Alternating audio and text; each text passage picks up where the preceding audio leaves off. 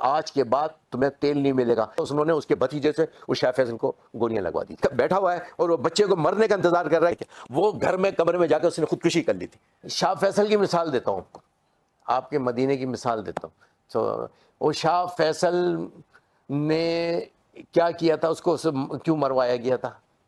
اس لیے مروایا گیا تھا نا, اس نے لیبیا کے قذافی کو کیوں, اور اسی طرح صدام حسین, یہ سب کیوں نشانے پہ بنے تھے؟ بھٹو صاحب کو کیوں نشانے پہ لیا گیا؟ یقیناً یہ سارے, جب اسلامی سربراہ کانفرنس ہوئی تھی تو شاہ فیصل نے یہ کہا تھا کہ آج کے بعد تمہیں تیل نہیں ملے گا. اس تیل سے تمہارے جہاز اڑتے ہیں, اس تیل سے تمہاری فیکٹریاں چلتی ہیں, اس تیل سے تمہارا سب کچھ بزنس چلتا ہے. اس تیل تمہارا بند کر دیا. تو انہوں نے اس کے بھتیجے سے اس شاہ فیصل کو گولیاں لگوا دی تھی. ٹھیک ہے, تو یہ معاشی بائیکاٹ کیا تھا نا, اب وہ زمین پر آ گئے تھے. اگر آج ہم اسلامی ممالک کا اتحاد ہو جائے, ہماری OIC کے اندر یہ چارٹرڈ ہے, اکاؤنٹ 22 نمبر آرٹیکل ہے, یا آرٹیکل آگے پیچھے ہو سکتا ہے, کہ آپ اسلامی فوج بنائیں, آپ اپنا اتحاد بنائیں. اگر آپ ترقی دینا چاہتے ہیں, مسلمانوں کو کون سی ترقی ہو رہی ہے مجھے بتائیں نا. اس امت کی ہم بات کرتے ہیں, کیا کسی آپ ملک میں, اسلامی ملک میں جا کے نیشنلٹی لے سکتے ہیں؟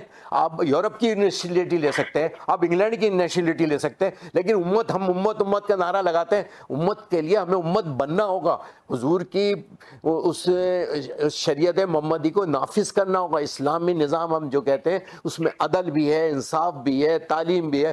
جب وہاں پر عمر فاروق رضی اللہ عنہ نے وہاں پہ فتح کیا ہے, تو جو وہاں پہ وہ جو غیر مذہب لوگ تھے, وہ کافر تھے, وہ آئے وہ فاروق اعظم کی بارگاہ میں, کہا حضور آپ ہماری کھیتوں کو آگ نہ لگائیں, ہمارے کاروبار کو آگ نہ لگائیں, ہم آپ کو جزیہ دیں گے. جزیہ کہاں سے ایجاد ہوا؟ یہ وہ تھا کہ جب وہ کہتے تھے نہیں ہم آپ کو اپنا پرسنٹیج دیں گے, آپ کو ہم ٹیکس کہہ لیں, آپ جس آج کی دور میں ٹیکس کہہ لیں, وہ ٹیکس دیتے تھے. یہ ٹیکس وہاں سے نافذ ہوا.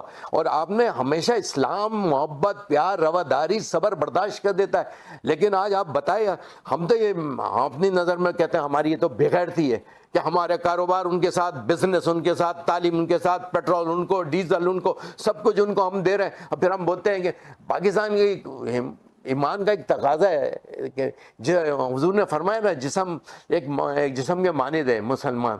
تو جب جسم کے کسی حصے کے اندر دکھ ہوتا ہے تو ڈاکٹر صاحب دکھ تو ہونا چاہیے نا.